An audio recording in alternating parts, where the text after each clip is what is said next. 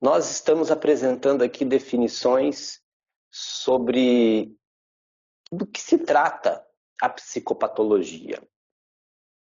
A gente falou um pouco disso na semana passada. Eu quero retomar uma coisinha, mas já pensando em situações concretas, aquelas situações com as quais a gente se depara no nosso trabalho. Uma pessoa procura você, profissional da psicologia, para atendimento, aquela pessoa ela chega em uma situação desconfortável. Ela não chega bem. Ninguém procura o psicólogo, a psicóloga para falar assim: olha, eu vim aqui, tô te pagando porque eu tô feliz, porque tá tudo muito bem na minha vida. Ninguém faz isso, ninguém faz isso. As pessoas nos procuram um psiquiatra, procuram algumas alternativas às vezes, porque estão em uma situação de sofrimento. Nessa situação de sofrimento, a pessoa ela sente que perdeu o completo domínio sobre si mesma. Ela sente que já não está mais sobre o controle de toda a sua vida, nos seus diversos aspectos. Como, por exemplo, uma pessoa vem e fala assim: eu estou descontrolada na minha alimentação, eu não consigo me controlar, eu como compulsivamente. Então veja, a pessoa perdeu o domínio sobre um âmbito muito básico da nossa vida, que é a alimentação. Então ela se coloca aí em lugar de alguém que assiste passivamente algo se desenrolando na sua vida, que não está fazendo bem, que não está contribuindo para ela, algo que ela observa, mas parece não conseguir intervir. Esse é o lugar do sofrimento psíquico. E é um lugar de dor, é um lugar trágico, é um lugar em que a pessoa, ao mesmo tempo que ela estranha estar ali, ela também como que se reconhece. Esse é o lugar do pathos, que é esse termo, esse radical que compõe o nome aí psicopatologia. Então é esse lugar de quem sofre e de quem não se encontra em pleno domínio. E aí a gente havia falado sobre a relação disso com a tragédia grega, na qual você tinha um personagem heróico, uma personagem heróica, que se via em uma situação de sofrimento, muitas vezes por perseguição dos deuses, as peripécias, não é? As circunstâncias inesperadas que faziam com que sua vida desandasse. E isso era retratado na tragédia grega. Só para a gente ainda concluir essa reflexão em torno do termo patos, está aí dentro dessa concepção que eu estou pegando da chamada psicopatologia fundamental, ok? Está dentro dessa concepção a ideia de que para nós cuidarmos do sofrimento do ser humano, nós precisamos dar voz a esse sofrimento. Da mesma forma que o herói da tragédia, da peça trágica, ele apresenta as suas dores, ele traz a sua trajetória ali ao público. Então, da mesma forma, o paciente, ele traz a sua história, ele reassume o seu protagonismo, ele reassume a sua posição, contando de suas dores. E é isso que principia o movimento para uma vida de bem-estar, para uma vida que em que esse sofrimento já não seja completamente sem sentido, algo completamente avulso, alheio, algo que parece que vem de lugar nenhum. A partir do momento que a gente fala de nosso sofrimento, a gente se apropria. O que isso quer dizer? A gente primeiro tem que entender que ele é parte da gente, antes de procurar solucioná-lo. Mas a gente sempre vai primeiro querendo já diretamente a solução.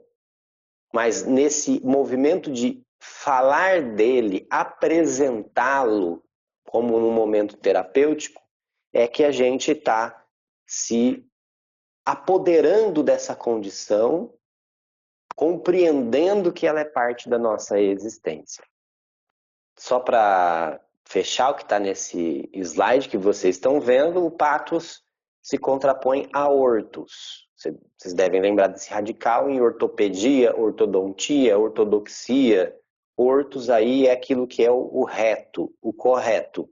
O pathos seria o seu oposto.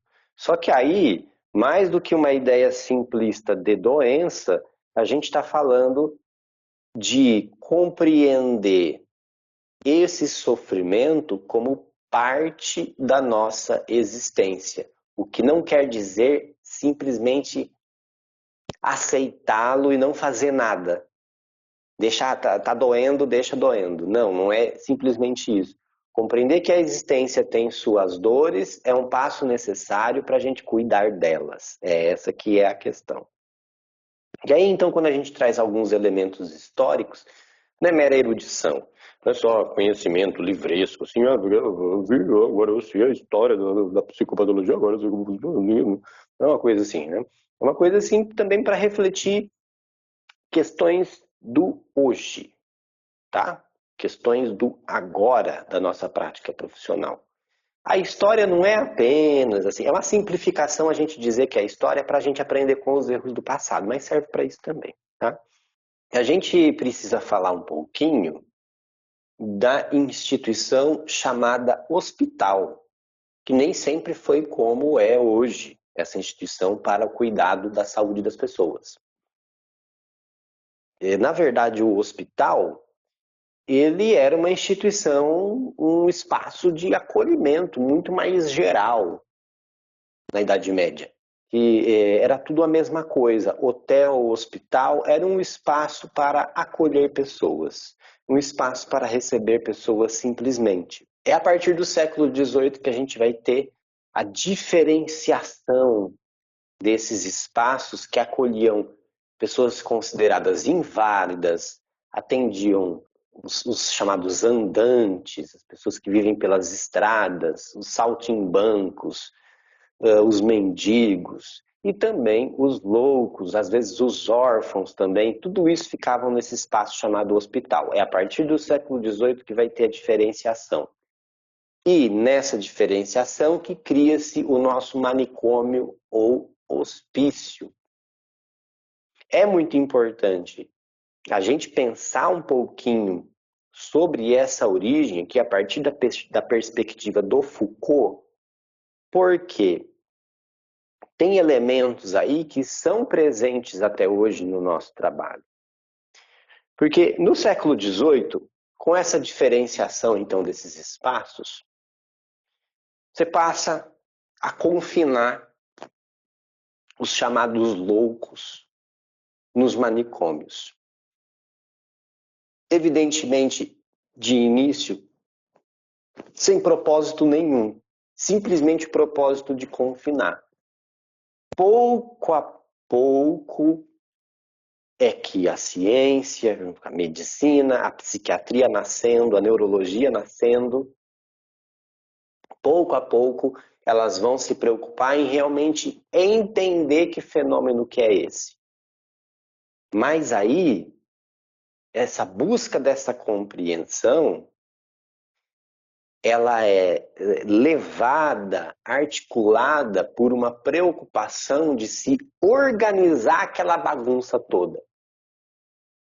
Organizar, então você imagina, assim, vocês devem ter visto em filmes, né? Por exemplo, a gente tem um filme que conta a história do Marquês de Sade, é um filme de uns 20 ou 30 anos atrás, mostra o Marquês de Sade em um manicômio, né? Então, assim, era aquele manicômio que tá todo mundo lá, assim, largado. Todo mundo lá, assim, largado, gente delirando, gente falando com a estrela, sabe? Gente se balançando, gente rolando no chão. E aí, então, a nascente psiquiatria, ela se preocupa, então, em catalogar tudo isso. Em examinar meticulosamente todas aquelas manifestações de insanidade, de desrazão. E passa a fazer, então, uma organização de conhecimentos a respeito daquele caos que era a loucura. Era preciso que tudo aquilo que era muito heterogêneo, disforme, múltiplo, tralalá, que aquilo tudo fosse disciplinado para que saber médico pudesse dizer alguma coisa a esse respeito. Disciplina, para o Foucault, é essa organização sistemática dentro de uma instituição a fim de tornar as pessoas submissas, na famosa expressão do Foucault, corpos dóceis, expressão forte, não é? Mas também para produzir saber a respeito dessas pessoas, produzir saber a respeito desses corpos, desses indivíduos. Era preciso, então, esquadrinhá-los meticulosamente. Talvez vocês já estejam enxergando onde eu quero chegar, trazendo esses elementos do pensamento Foucaultiano.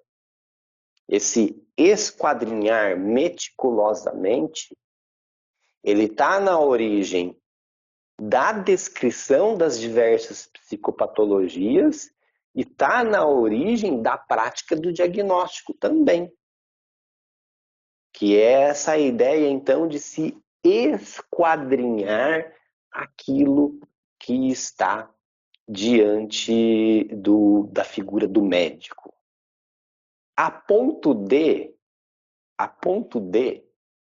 essas práticas disciplinares, essa organização da instituição, esse disciplinar de tudo aquilo que se encontrava confinado naquele espaço, passa a ser mais importante do que as próprias pessoas ali dentro. A disciplina, e podemos aí falar da sua irmã gêmea, a burocracia, passa a ser mais importante do que o próprio tratamento. O alerta é a gente repetir esse erro. O alerta é a gente repetir esse erro. De cair em uma prática em que o burocrático, essa avaliação sistemática das pessoas, essa organização disciplinar dos corpos, seja mais importante do que as próprias pessoas. Vocês estão entendendo? E não é difícil cair nesse erro. Nossa, não é difícil cair nesse erro. Em qualquer instituição que seja. Mas, inclusive, no nosso trabalho como psicólogos, profissionais da saúde, assim por diante. Facinho a gente cair nesse erro. A gente ser, no dia a dia, engolido pelas exigências de dar conta de papelada, de registrar sistematicamente o que a gente faz, o que a gente observa, procedimentos e assim por diante. E aí, pouco a pouco, sem se dar conta, isso vai se tornando mais importante do que o trabalho com as pessoas. E aí, isso para nós, psicólogos, profissionais de saúde, também existe uma exigência, talvez, assim, de fazer um maior número de atendimentos, até porque o maior número de atendimentos pode render mais. uma certa pressão para que a gente faça diagnósticos, uma certa pressão aí para que a gente, né, coloque esse rótulo, que muitas vezes o diagnóstico, quando mal utilizado, ele é isso. Ele é um rótulo. O bom diagnóstico, ele vem de um processo de compreensão da pessoa, em que a pessoa constrói o seu autoconhecimento, e aí o diagnóstico ele não vem como uma sentença de morte, como um peso na vida da pessoa. Ele vem como um elemento que a ajuda a compreender a própria realidade. Esse diagnóstico feito mecanicamente, dessa forma disciplinar, meramente produtivista, ele muitas vezes acaba soando como uma sentença de morte. Sentença de morte que eu quero dizer aqui não é literalmente uma sentença de morte, mas como algo assim que está condenando a pessoa a determinado estado de vida para sempre. Isso está tão entranhado na nossa cultura que as pessoas esperam isso. E aí quando as pessoas têm esse diagnóstico, elas se agarram a isso como uma espécie de tábua de salvação, uma explicação para a vida dela. Ah, eu tenho ansiedade. Eu tenho ansiedade e tudo se explica na minha vida porque eu tenho uma ansiedade. Consegui ver aqui rapidinho alguém falar de morte social. Pode ser, pode ser. No sentido de que, então eu já não preciso mais desenvolver nada, porque já está tudo explicado. Eu tenho ansiedade, ou eu tenho depressão, ou eu tenho toque, eu tenho isso, tenho aquilo, aquilo outro. Entendem? Esse é um dos vários perigos disso, mas esse é um perigo muito, muito sério e pesado. A gente, nosso trabalho como psicólogos, é muito comum o posicionamento do profissional que prefere nem dividir essa informação com o paciente barra cliente. Tem da teoria aí. Tem gente que prefere não dividir. E realmente tem que ser feito com muito cuidado, com muita cautela, sabe? É impactante. É pesado você ver isso. Ver aquele termo ali na frente. Transtorno. Nossa, isso é chocante. Isso é chocante, isso é puxado. Muitas vezes a herança dessa lógica disciplinar muito forte na nossa profissão pode nos levar a esse trato com o paciente, com o cliente, automatizado, robotizado, e que, infelizmente, a gente sempre precisa fazer essa crítica, é ainda muito comum na prática médica. Então, essa coisa assim, daquela dureza do termo técnico, daquela definição estreita, aquele pragmatismo, não é? Aquela coisa assim do resultado esperado. Nosso trabalho é para humanizar as pessoas, que termo esquisito, não é? Rehumanizar, talvez, devolver a humanidade para as pessoas. A humanidade que se perdeu, que correu o risco de se perder em meio a tanta dor, a tanto sofrimento, tantas dificuldades. Isso eu estou citando Foucault não literalmente, tá? A medicina moderna esquadrinha o corpo minuciosamente dentro de processos disciplinares, nos quais o sujeito deve ser o mais uniforme e previsível possível. O diagnóstico passa a ser mais um processo administrativo do que pessoal. Todo mundo aqui já passou pela experiência de ir em um médico e o médico malemar olhar na sua cara, né? Fazer aquela conversa super rápida. Aí você já sai com um papel, com uma CID, né? Aquele códigozinho, já sai com uma receita. Todo mundo já passou por essa experiência, né? Tem gente que usa a expressão assim, fui lá, o médico me benzeu e eu já fui embora, né? Quer dizer, o médico fez assim, tá, tchau, tá resolvido, né? É essa ideia.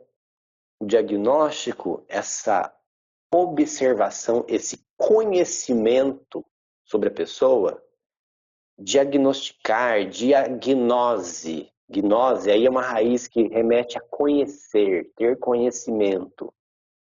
Então, conhecer não é simplesmente bater um rótulo ali e assinar uma receita. É algo muito mais profundo, é algo mais amplo, que fala da essência do ser humano, da natureza, se preferir, dos processos de subjetivação, enfim.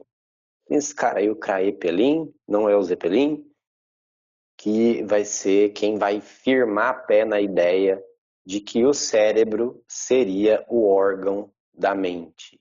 Só no século XIX que foram firmar pé nessa questão? Pois é.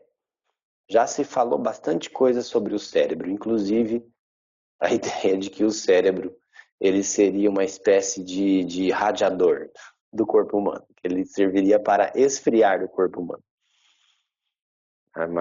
Uma crença antiga. Mas então é no século XIX que se estabelece aí o cérebro como o órgão da mente. Evidentemente isso dá muita discussão também, tá? Mas a gente tem essa questão aí, então, que o sistema nervoso central, principalmente o cérebro, tem um papel predominantemente nisso que a gente chama de mente ou nos comportamentos, assim por diante. A gente tem no final do século XIX o surgimento dessa figura que é o Sigmund Freud, né? Que ele inicia como neurologista, tá? Ele inicia como neurologista, mas depois ele vai pouco a pouco se distanciando de uma posição mais neurológica. Mas aí cabe eu me estender um pouquinho aqui. Eu acho que tem uma coisa bem interessante, até porque diz respeito a uma certa crença popular que eu vejo às vezes surgir aqui e ali. O Freud trabalhou a hipótese de que os nossos neurônios seriam unidades de informação que se encadeiam, sabe? Mas, na verdade, hoje, o que se sabe é um neurônio não pensa sozinho, tá? Então, as informações que a gente tem, que a gente pode chamar de pensamento, de memória e assim por diante, na nossa cabeça, nosso sistema nervoso central, ele é constituído em conjuntos, tá? Então não são o neurônio A que manda energia para o neurônio B, que manda energia para o neurônio C. Isso está lá em um texto do Freud bem antigo, pré-psicanalítico, em que ele aborda essa hipótese, né? Mas ele mesmo depois abandona esse interesse mais neurológico. E aí, quando ele desenvolve o conceito de inconsciente, na última década do século XIX, mas aí principalmente com a publicação do A Interpretação dos Sonhos, em 1900, que é aí que ele apresenta finalmente o conceito de inconsciente. E aí, independentemente de ser psicanalista ou não, a gente tem que reconhecer o posicionamento revolucionário desse cara, certo? De mostrar pra gente a possibilidade bastante concreta de que elementos da nossa mente e que podem produzir o sofrimento psíquico não nos são acessíveis. Por isso, esse sentido, o sentimento de mistério, da onde vem? Parece que eu perco o controle, parece que eu não tenho domínio sobre a situação. Para a psicanálise, isso se deve à ação do inconsciente. Não cabe aqui a gente entrar nesse assunto, só estou pontuando a importância disso, né? Eu coloquei uma definição super mega simplista, que a galera que curte psicanálise me perdoe, né? Sofrimento mental teria origem em eventos cuja lembrança foi suprimida. Tá? E aí uma ideia aí bem simplificada do que seja o inconsciente, mas que de qualquer forma traz uma contribuição importantíssima para as ciências da mente e para a psicopatologia. Um dos elementos importantíssimos para o nosso trabalho é esse pressuposto de que, inicialmente, o sofrimento mental ele é inexplicável, tá? Então, a pessoa pode até apresentar as hipóteses dela dos possíveis porquês do sofrimento que ela está passando, mas é muito dentro desse ar, dessa tipificação assim de inexplicável. E aí o nosso trabalho, que é um trabalho principalmente de escuta, então a pessoa colocar-se no palco, falar do que está sentindo, né? Esse trabalho de escuta é que vai desmistificando esse sofrimento, que vai tirando um pouco desse ar de mistério, que aí vai lançando um pouco de luz. Que sofrimento que é esse? Que vida é essa que sofre? Que circunstâncias são essas em que o sofrimento acontece? Quando, por exemplo, a gente trabalha com escola, e fazendo uma ponte de várias coisas que a gente está falando aqui. Vem uma situação qualquer para você. Tá aqui o Joãozinho. O Joãozinho não presta atenção nas aulas, é muito inquieto, corre para lá, corre para cá, conversa com os amiguinhos, até que tira nota boa, mas é muito conversador. Acho que é hiperativo. Até essa frase, acho que é hiperativo, a gente estava descrevendo uma criança muito fácil de se achar em qualquer sala de aula, em qualquer escola. Uma criança que talvez tenha sido um de vocês aqui, ou vários de vocês aqui. Mas aí vem esse termo pesado, que já restringe as possibilidades de compreender o que está acontecendo ali. E aí a gente precisa então ter esse olhar que se volta às circunstâncias que cercam aquilo que não está funcionando. Inclusive questionando, não está funcionando para quem? Não está dando certo para quem? Porque às vezes a escola está incomodada, mas o Joãozinho está muito bem com o que está acontecendo. Então a gente sai desse olhar limitado que fica só no indivíduo, ou muitas vezes não é nem só no indivíduo, é só no sintoma. A gente tem que sair desse olhar que fica só no sintoma e ampliar, e alcançar as circunstâncias. O que está acontecendo nessa escola? O que está acontecendo na sala de aula do Joãozinho? O que envolve os colegas dele? Ele está sofrendo bullying? Ele se dá bem com o professor? Ele tem medo do professor, será? E por isso ele se comporta dessa forma? Ou pelo contrário? Será que é uma coisa da família do Joãozinho? Como que está na família do Joãozinho? O que está acontecendo na família do Joãozinho? Então você amplia a compreensão disso. Não fica só ali, hiperativo, tá aqui, hiperativo. Vamos consertar ele. Não é simplesmente assim. A gente já precisa fazer essa compreensão, porque sem essa compreensão a gente vai fazer uma intervenção, a gente vai fazer um trabalho frágil, para não dizer outra coisa, incompleto, que não dá conta de tudo que precisa dar conta. A gente tem que falar de um cara que é um filósofo, médico e filósofo da fenomenologia. A fenomenologia tem um papel crucial na constituição da psicopatologia, sabia? Em 1913, esse cara aí, o Jaspers, Karl Jaspers, pode falar Jaspers? Pode, eu estou acostumado a falar Jaspers, tá? O Karl Jaspers, em 1913, lança uma obra chamada Psicopatologia Geral. Esse termo psicopatologia ele já era utilizado, mas é com essa obra que esse termo, que essa denominação, ela se consolida, tá?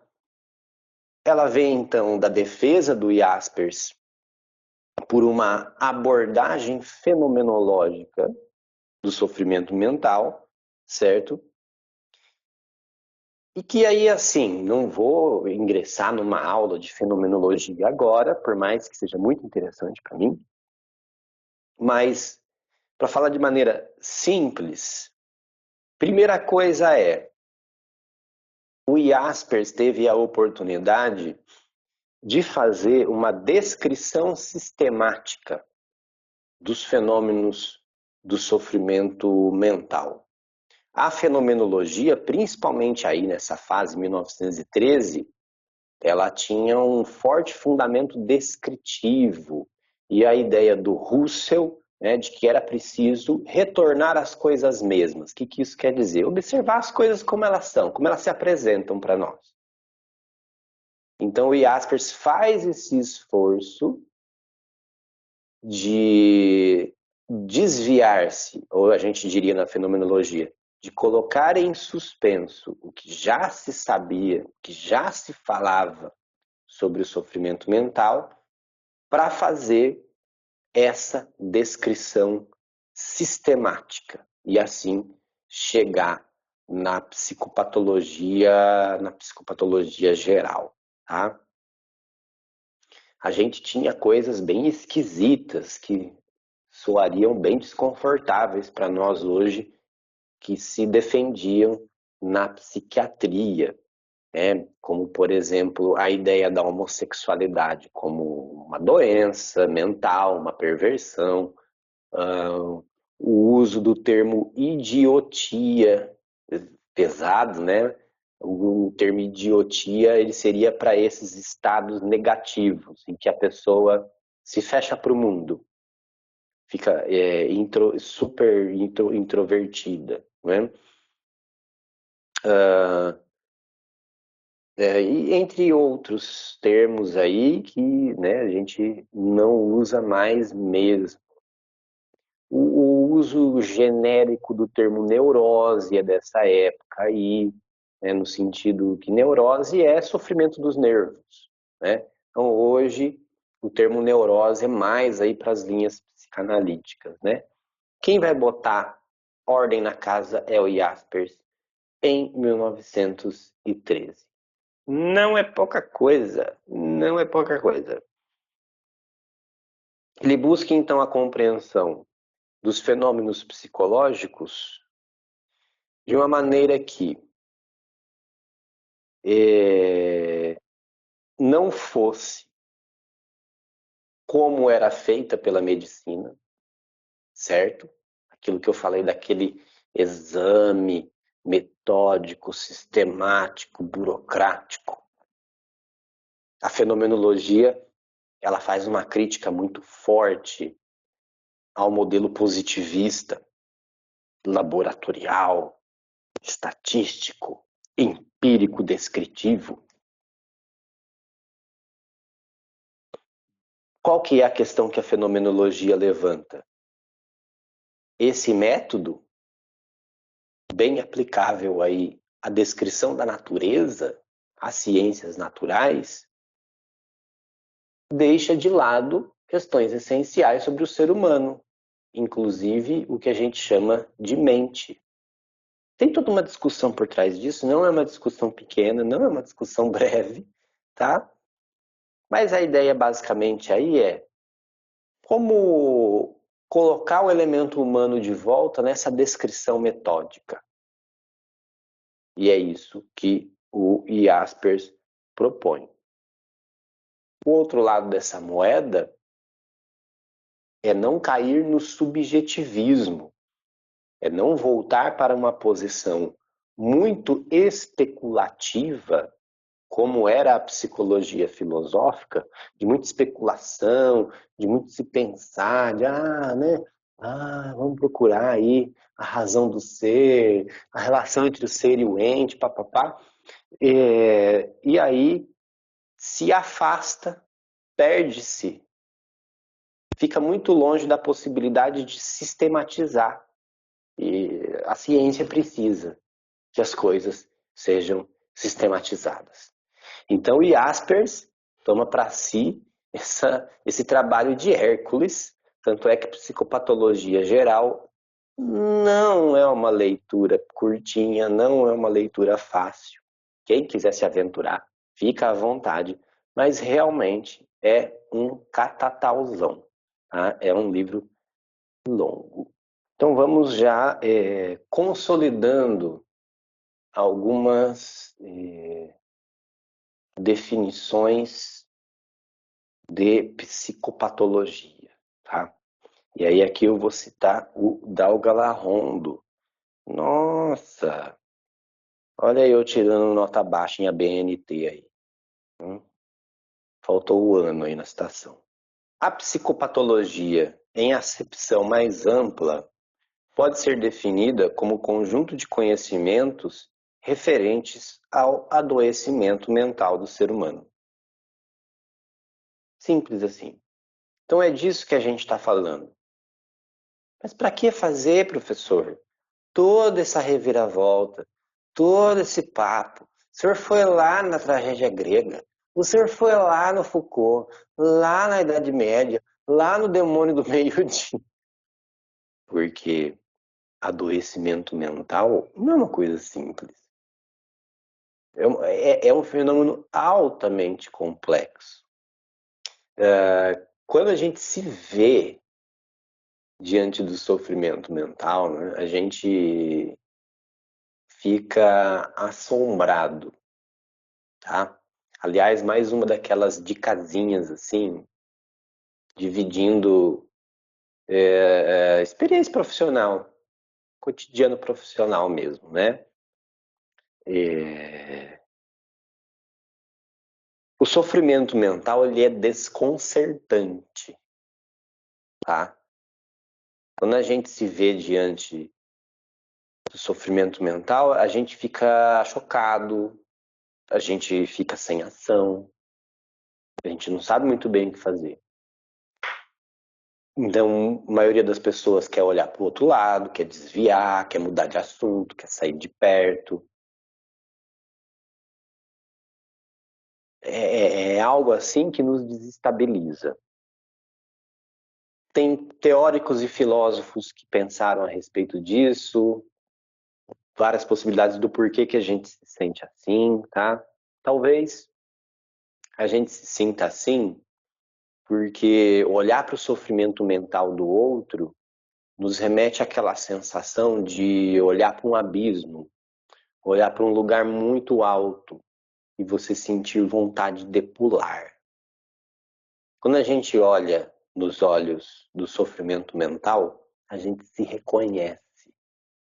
E eu acho que é por isso que a gente fica desconcertado. A psicopatologia nos mostra elementos do ser humano que só se revelam no sofrimento mental, ou que a gente só presta atenção no estado de sofrimento mental. No dia a dia, quando as coisas estão funcionando, estão necessariamente bem, mas estão funcionando, a gente não presta atenção nesses elementos. Quando a gente se encontra em sofrimento mental, a vida para. A gente se sente frágil. A vida para. E quando a gente vê isso na nossa frente, a gente vê a fragilidade do outro e reconhece a própria fragilidade. Para mim, isso é muito nítido. Para mim, particularmente, isso é muito nítido. Tem a ver com a minha trajetória profissional e pessoal. Para mim, é muito nítido. Uma coisa que é uma ferramenta muito importante para o meu trabalho é esse reconhecer-se no sofrimento do outro. É um pouco mais intenso do que empatia. E, inclusive, no sentido assim, nem tudo, óbvio, mas algumas tantas situações eu olho e falo assim, seria perfeitamente possível eu estar no lugar dessa pessoa. Sabe? Infelizmente, a maioria das pessoas olha o sofrimento mental como, por exemplo, no álcool, no abuso do álcool, no abuso de drogas.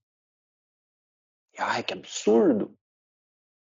Ai, que absurdo! Ai, que fim do mundo! Vagabundo! Safado! Isso é coisa de vagabundo, né? O julgamento moral, o qual a gente tem que sempre tomar muito cuidado. Eu vejo como perfeitamente possível de acontecer com qualquer um de nós. Tá? Então, assim, a gente precisa reconhecer. A gente precisa reconhecer que o sofrimento mental, ele é sempre uma possibilidade que está diante da gente. Tá?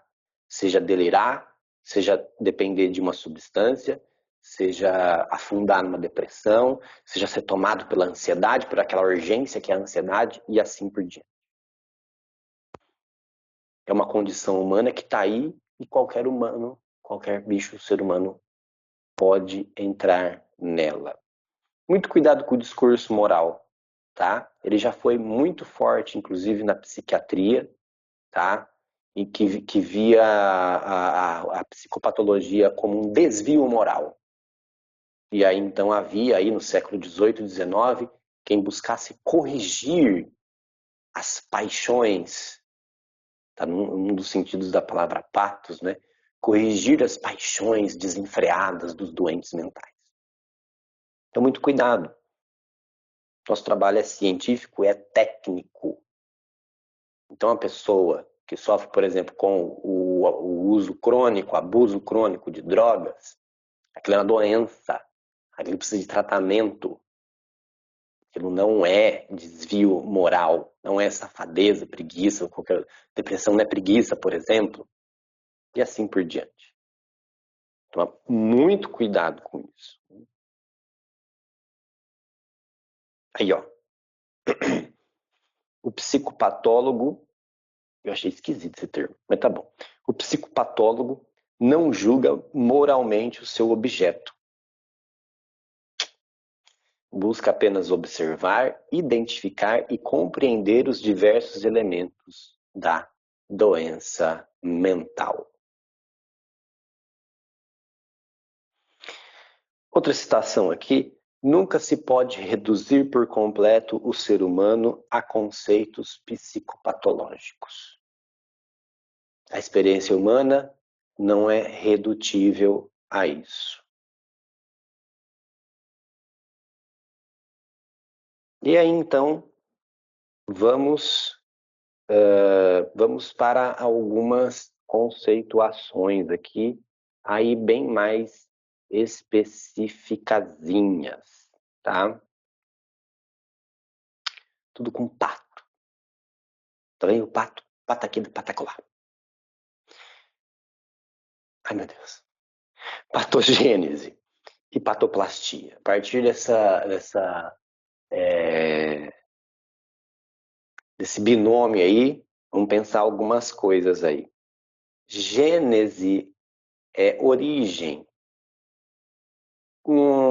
Na ciência, quando a gente fala gênese e genético, a gente está falando do processo de construção ou surgimento de um fenômeno, tá? Então, na patogênese, na origem, na constituição do fenômeno do sofrimento, né, a gente tem a procura por aquilo que seja universal. Universal sempre, que quer dizer aplicável a todos os seres humanos, tá? Não é aplicável a quem é de Saturno ou de Plutão, é universal aplicável aqui a todos os bichos desse planetinha, chamado Terra. Tá? A gente está falando aqui, então, das questões mais de estrutura, tá? A estrutura dessas formas de sofrimento, tá? Ou aí a forma dos sintomas. Então, a gente tem algumas manifestações de sintomas Pessoal, ele tá postando alguma coisa? descritos em diferentes culturas, tá? Como aí eu coloquei aí o delírio, a fobia. Isso existe em diferentes culturas, tá bom? Isso está relacionado então ao que a gente chama de psicopatologia descritiva, tá?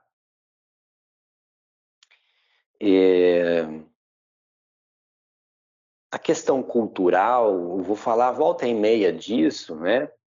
Ela é extremamente importante e a gente vai estar aí nesse vai e vem, nessa dialética aí do cultural e do essencial, do individual e do coletivo, né?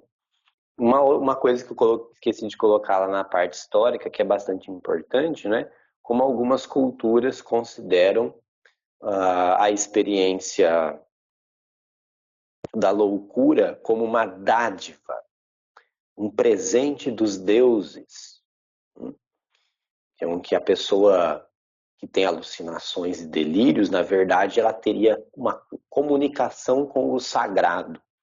Então, essas culturas, a relação com a loucura não é simplesmente do estigma. O estigma pode até existir, mas no sentido de que aquela pessoa é sagrada, então aquela pessoa está à parte da sociedade. Sagrado quer dizer isso, né? Aquilo que é a parte da vida comum.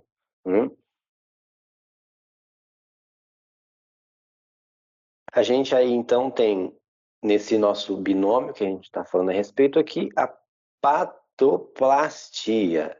Não é a cirurgia plástica do pato, tá bom? Deixa o pato com o bico dele.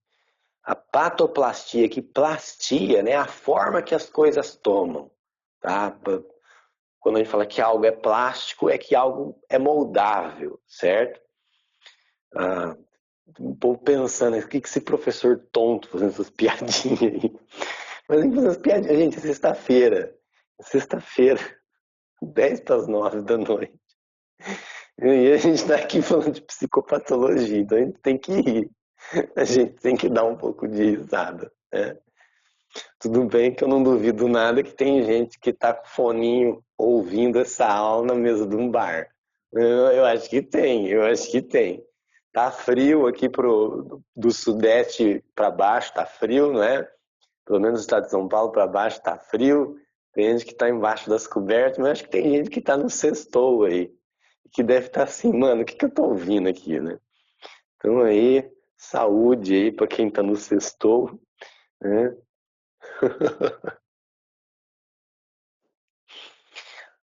Quando a gente fala então desse aspecto da patoplastia, a gente está falando então de como o fenômeno psicopatológico se revela em nível individual. Você tem esses aspectos universais das estruturas do sofrimento mental, mas em cada indivíduo ele acontece de uma forma única, de uma forma irrepetível, tá? Existe então essa relação dialética entre o individual e aquilo que a gente pode descrever metodicamente, cientificamente, por ser universal. Então, não sei se vocês vão conseguir ver a luzinha aqui, ó. A gente tem então o indivíduo. Não sei se dá para ver. Não vai dar para ver, não. Não vai dar para ver, não, professor. Não dá para ver a luzinha, não. O indivíduo, que eu estou fazendo um triângulo aqui, que é o símbolo do indivíduo, ele é parte do universal, ele é parte da condição humana, mas, ao mesmo tempo, ele é único dentro dessa condição humana.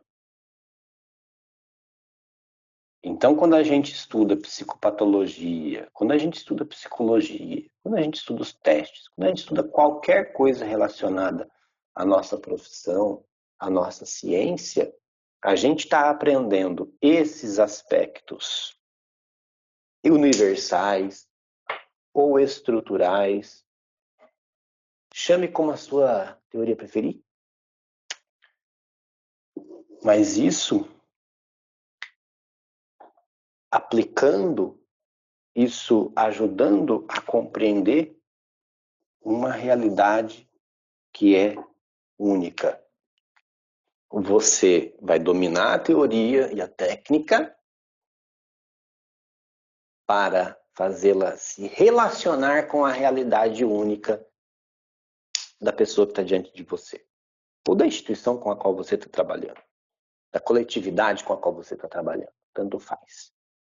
Quando a gente fala de psicopatologia, ela está muito mais desenvolvida na relação com o indivíduo. Reconheçamos isso. Com relação à coletividade, muito pouco, quase nada. Quando a gente fala, então, dessa patoplastia, aquilo está no nível do indivíduo, a gente está falando do conteúdo dos sintomas. A forma do sintoma é a sua estrutura. Delírio, fobia, ritual, como o ritual obsessivo, pensamentos obsessivos e assim por diante.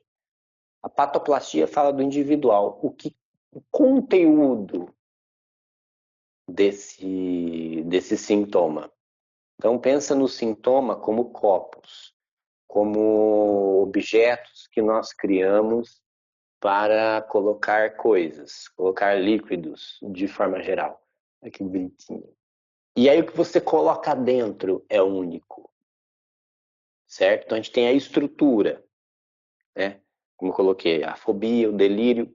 Só que como funciona essa fobia do indivíduo? É essa a questão da patoplastia, tá? E aí a gente vai ter esses conteúdos. A gente tem conteúdos universais também, que dizem respeito a aspectos da existência, o medo, culpa e assim por diante, tá? Isso aí, então, do que está em nível individual, é o que a gente vai relacionar, vai estudar da psicopatologia dinâmica. Vocês vão ouvir falar mais desse termo assim, abordagens dinâmicas. São essas abordagens voltadas muito mais aos processos individuais com relação ao seu funcionamento mental e a seu sofrimento. A gente tem aí uma ordenação dos fenômenos, tá? Que fenômenos? Fenômenos no que diz respeito ao que compõe a experiência do nosso mental, não é? Polêmico. A gente vai ter uma aula para a gente falar da questão do normal e do patológico. Já tinha prometido isso semana passada, né? A gente tem aí fenômenos do nosso existir, né? Que são semelhantes, que aí é o que é esperado, que as pessoas vivam, parcialmente semelhantes, tá? Que aí está dentro do esperado que as pessoas vivam, mas que pode ter suas pequenas diferenças. Aí é aquilo que eu falei de olhar nos olhos do abismo. Todo mundo tem momentos de tristeza e, virtualmente falando, é uma possibilidade essa tristeza levar a gente para um quadro depressivo.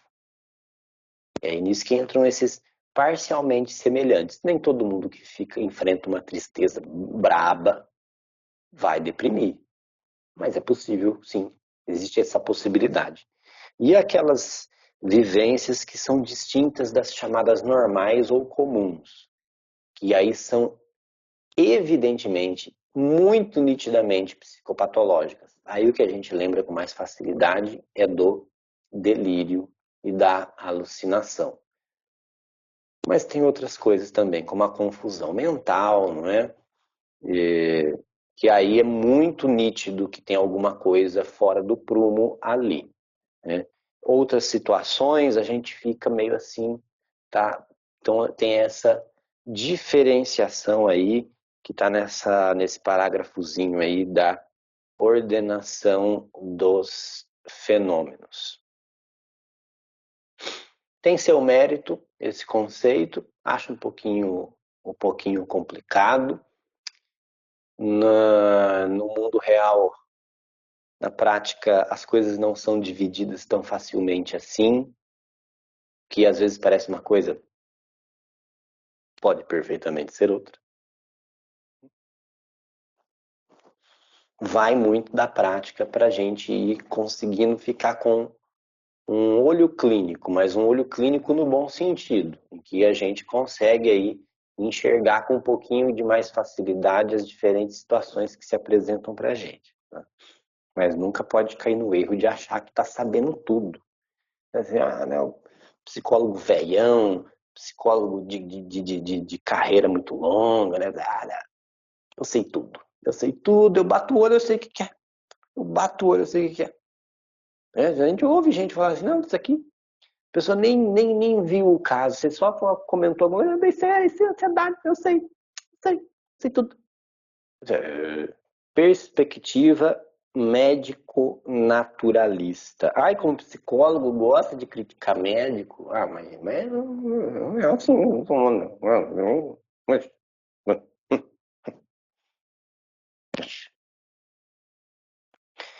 perspectiva médico-naturalista. Então, essa perspectiva concentrada no biológico, no corpo, tá? Inclusive no que diz respeito ao sofrimento mental, essa coisa do funcionamento neurológico, neurotransmissores, etc, etc, etc. Não é que isso não tenha importância. Não sei se na próxima aula, mas brevemente a gente vai falar do paradigma biopsicossocial, né? O ser humano, ele é um bicho biológico, ele é um corpo, sim, mas ele é psíquico e ele também é o cultural, o social que o cerca, que o constitui. Mas ainda assim é muito forte essa visão mais naturalista, de que o ser humano é um bicho só, é um corpo, né? E geralmente essa visão ela leva a uma abordagem medicamentosa. E aí, infelizmente, eu acho que eu vejo que é a prática mais comum entre psiquiatras, inclusive, que é de se restringir ao tratamento medicamentoso. É essa a ideia. A substância para facilitar o funcionamento neurológico, fisiológico, para produzir bem-estar, para ajudar a pessoa. E, gente, não é uma coisa tão simples quanto dizer assim, diga não a remédios. Não é isso, tá, gente? Não é isso que eu tô falando. O que eu tô colocando é o problema de ficar restrito a isso, tá? Então, geralmente, esse trabalho ele é bastante preso a categorias diagnósticas, tá? Então, aquela coisa da CID mesmo, é isso, é aquilo outro, tudo muito definidinho, né? E tem essa visão aí, um termo bonito, né? Uma visão operacional pragmática. O que é uma visão operacional pragmática, professor? Parece feitiço do Harry Potter. A ideia aí é que se trata de uma perspectiva de trabalho muito assim, causa e efeito. Muito assim, resultado, ó, aqui, ó, resultado, esse aqui, ó, pumba, né? Muito essa ideia aí de que o sofrimento mental é meramente uma doença a ser extirpada. Da mesma forma que um corpo estranho, um vidro que entrou na minha mão, uma infecção de garganta que eu tomo um remédio para debelar, entendeu? Uma coisa que é assim, pumba, né? Que ainda, infelizmente, é muito forte. É predominante? Talvez. Dá um pouquinho de desconforto dizer que seja predominante, mas que é muito forte ainda é. Tá? Isso se contrapõe a uma perspectiva existencial, que é centrada na singularidade do sujeito. O que quer dizer isso aí? Cada um de nós é único. Então a gente tem esses aspectos do funcionamento do ser humano que podemos chamar de universais, mas como esse universal funciona em mim é único. Porque mesmo que cada um de nós faça parte da mesma realidade, inclusive social, cultural, mesmo que cada um de nós divida o mesmo campo de experiências, a forma como cada um de nós passa por esse campo de experiências é única. Sacou? Então, o processo de vivência e incluindo o sofrimento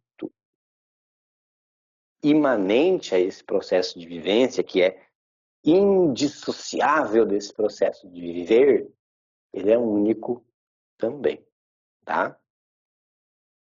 Que é a questão do dimensional que está citada aí. E também do sociocultural. Como em diferentes culturas também a gente vai ter diferentes vivências desse sofrer,